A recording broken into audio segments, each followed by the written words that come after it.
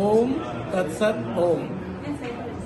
పవిత్రాత్మ స్వరూపులకు ప్రియాత్మ బంధువులారా, మరి ఇప్పుడు మనం ఈరోజు ఈ కార్యక్రమం మీటింగ్ ఎందుకు పెట్టుకున్నామంటే 10,000 మందితో శ్రీ హైదరాబాద్ ఎగ్జిబిషన్ గ్రౌండ్లో మరి 10,000 మందితో పారాయణ చేయడానికి నిశ్చయం జరిగింది. మా శ్రీనివాసరావు గారు దీనికి ముందుగా ఉండి సంకల్పాన్ని చేశారు. దానికి భక్తులందరూ కూడా తోడ్పడి మరి దివ్యంగా భవ్యంగా ఈ కార్యక్రమం జరపడానికి నిశ్చయమై ఇప్పటి వాట్సాప్ గ్రూపులన్నింటిలో వెళ్తూ ఉంది.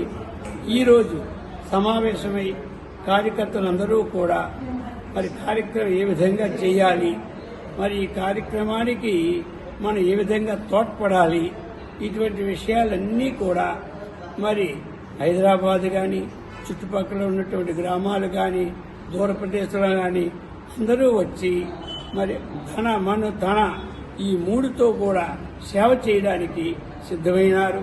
ఇటువంటి ధార్మిక కార్యక్రమం వల్లే లోకం ఎప్పుడైనా బాగుపడుతూ ఉన్నది.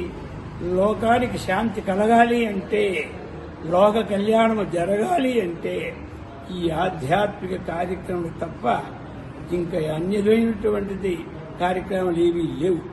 ఎందుకంటే లోకం శోకహతంచ సమస్తం అన్నారు. సమస్త లోకాలు శోకానికి గురవుతున్నాయి. ఆ శోకము నుండి మన భార్య తప్పించుకోవాలి అంటే ఈ ఆధ్యాత్మిక భగవద్గీతను మాత్రం ఆశ్రయించి భగవద్గీతను పారాయణ చేస్తూ ఆ భగవద్గీతలోని తత్వాన్ని అందరూ తెలుసుకొని ఆచరించినప్పుడు లోకములో ఉన్నదానితో ఒక తృప్తి జరుగుతూ ఉన్నది, లోక కళ్యాణం జరుగుతూ ఉన్నది, లోకములో 10 మందికి మేలు జరుగుతూ ఉన్నది, అందరి సమత్వ భావన వస్తూ ఉన్నది.